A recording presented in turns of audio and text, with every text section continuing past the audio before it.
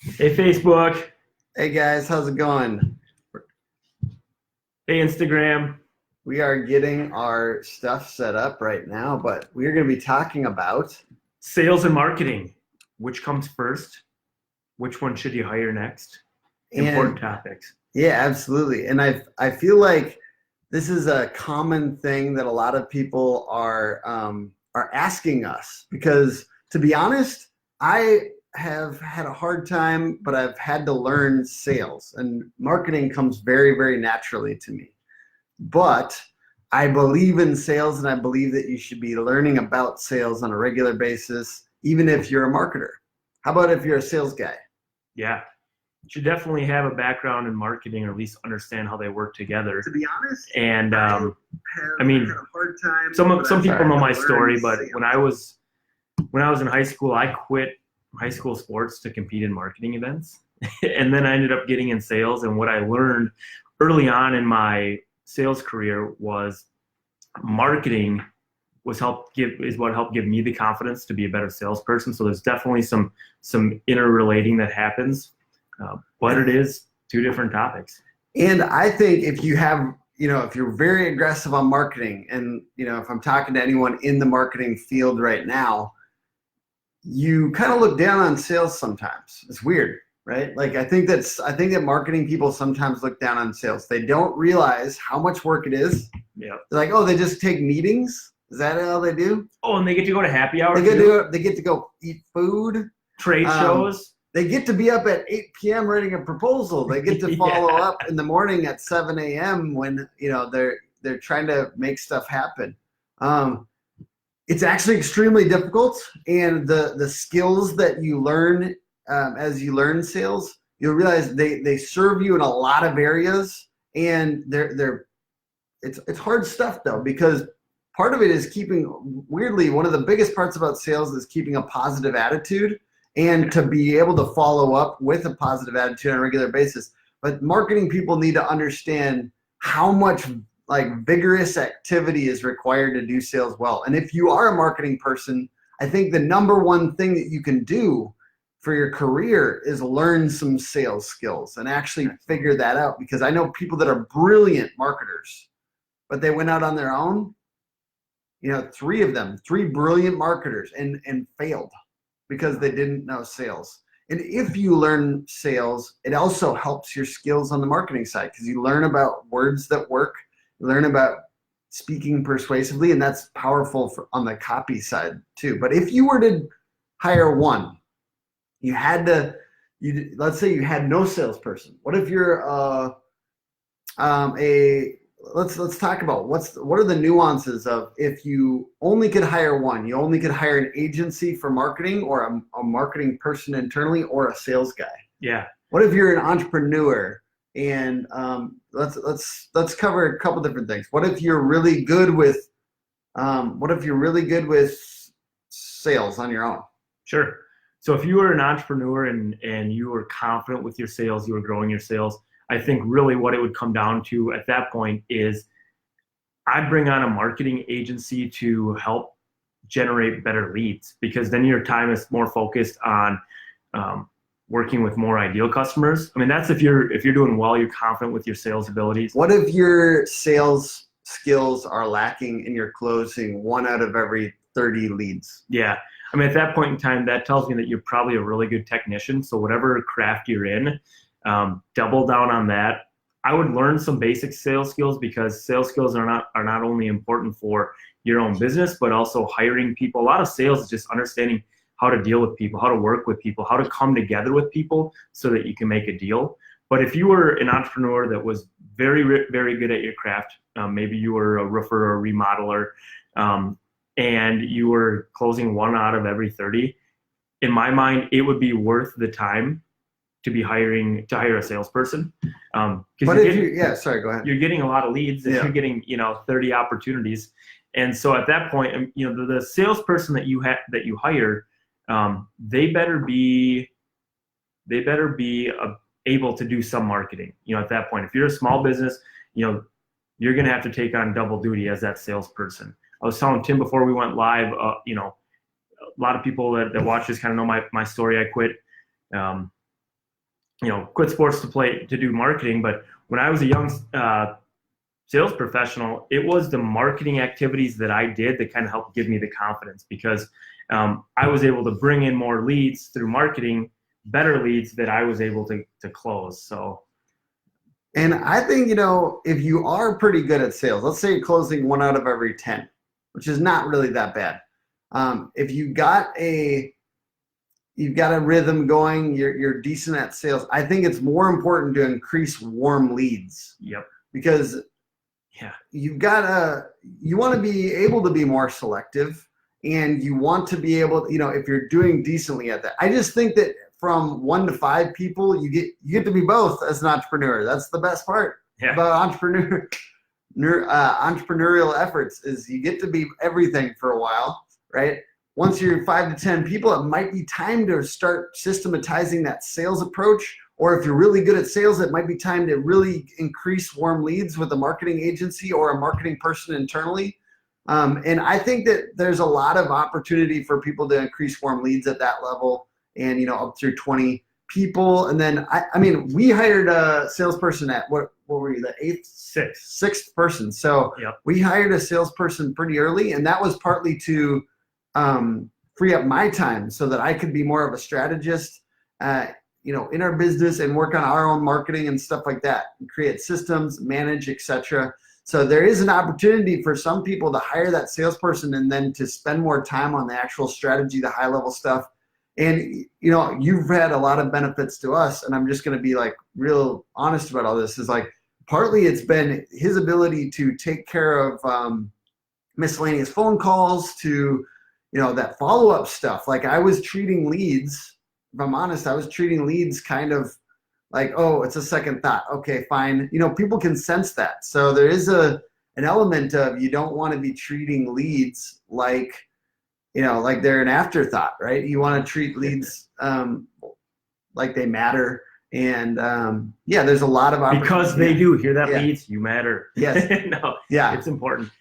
But again, I can understand where you're coming from, because in our business we get a lot of leads that come through the internet, and the first response is to follow up with an email to kind of gauge some, how serious are you? And a lot of people, after that first email, they don't follow up. So you really got to kind of stay on top of it to make sure that things are moving through the pipeline and coming through. So sales versus marketing, what comes first? Well, sales always comes first. Yes. I love marketing, but sales comes first. Yes. Because if you think about it, you can't do marketing if you haven't sold anything. And I understand there's always this back and forth, but ultimately sales is what brings in revenue to a business. Yeah. Sales is what pays the bills. Marketing supports sales. Marketing is a support activity to getting revenue. That being said, one of my first sales was from social media, because I remember I posted to everybody I knew on my own Facebook account that I was doing this now, and I'll leave basically a friend of a friend, and then it became sales. So it was pretty quickly sales. But do what you can on your own for marketing, right? Absolutely. If you're starting from absolute scratch, or you're early in your career, early in a new business, and then I think you're right. Sales is absolutely number one importance.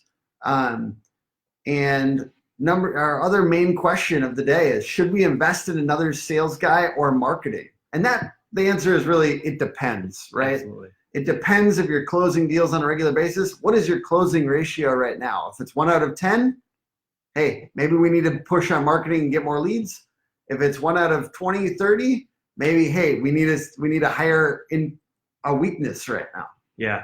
I think the other thing is, again, it's going back to where are you in your business for sales versus marketing. I mean, if you've got a built out sales team, and maybe you've got eight sales professionals. I work in organizations like this where it's very sales driven, but they've never really thought of marketing strategically.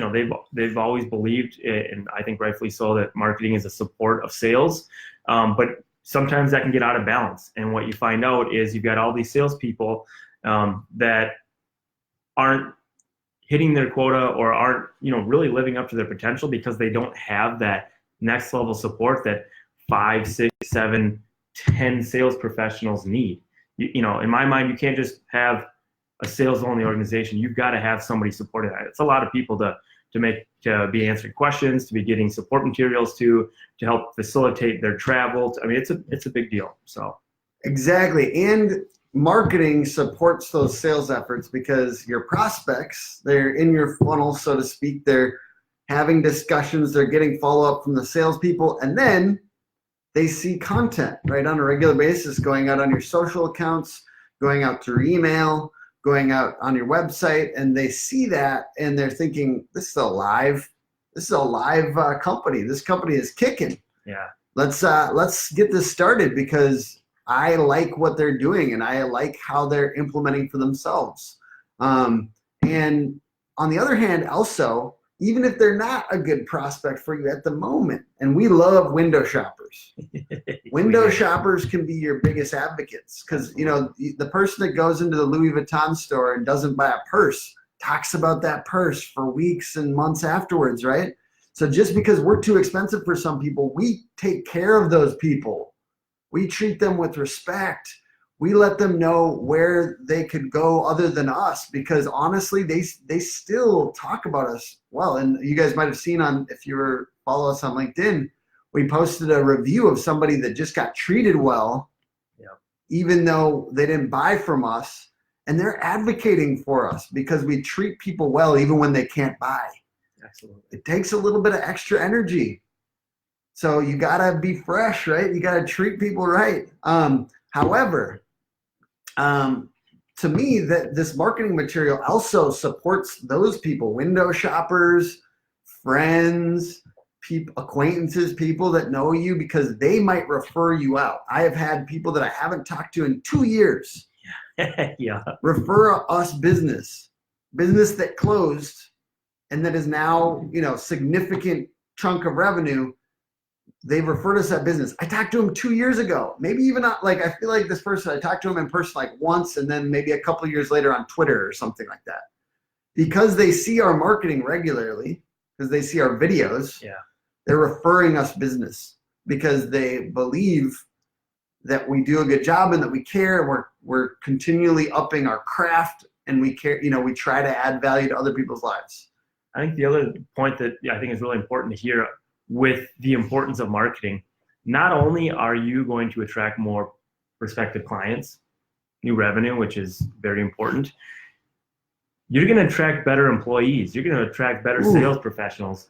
People want to work for companies that look good, that look like they're active, look like they're making things happen. So I think that's the other residual benefit of having Are you comfortable telling a little bit of the story of partly how that influenced your decision to come work here? Absolutely. So I've been in the industry for a few years now. Again, I've been in marketing for a long time, and I met Tim through associations, marketing associations, and he kind of hinted that, you know, he was getting to the point where getting ready to hire a salesperson and was interested in working with me. And technically I just said, hey, what would a guy need? What would a guy need? Sure. It was a hint. I picked it up. But really, candidly for me, what it came down to is when I was thinking about could I see myself at Hook Agency, I started digging around the website and started seeing all of the content that is regularly being put out. I started seeing the retargeting ads around the web, saw the website, and so I know as a marketer that I want to be around other marketers that are pushing, that are, you know, not only doing a lot of stuff for themselves professionally, but doing a lot for themselves on a personal level as well, and that really showed through. And candidly, that was the point that kind of pushed it over for me was, look, if I go to work for Hook Agency, I'm going to be working with a team that puts out some really good marketing. And what do? We're marketers. So it was for me, it was, that was a big decision maker. And, you know, that's not uncommon. I think that you shouldn't just leave it, no matter what industry you're in, you shouldn't just leave it to the tech companies, the marketing companies, all these different, trying to be the thought leaders kind of, and like that, you know, you care about culture and stuff like that. Millennials and millennials goes up to like 36 now, right? So we're talking anybody under the age of 36 and Gen Z, which is, I think it's like 25 and below now. So this is a good chunk of the working population now Yeah. cares about the way that you're presenting yourself. It's so common for people to come into our,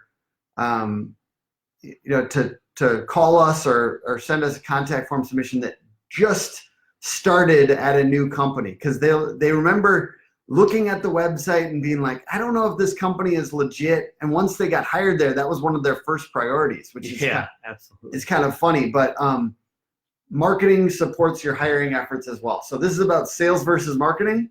Marketing also supports your hiring efforts, and that's a big deal right now, right? People want to attract quality applicants. They want to attract the right type of people. They don't want people that are a really good fit for their company turning down a job offer because they just can't imagine themselves saying they work there because their website looks like it's from 2014 or whatever. Yeah. Well, this has been a good one. It's been a longer one than we normally do. I like it. Something we're both very passionate about. Exactly. Sales and marketing. Well, I hope some of this was useful to you, and I hope that you have an amazing week. Do a little bit more of what you love this week, and join us next week. Yeah, happy Monday, everybody. Exactly. Monday morning marketing and coffee. We're here with you every Monday. Have a good one. See you, everybody. Bye, guys.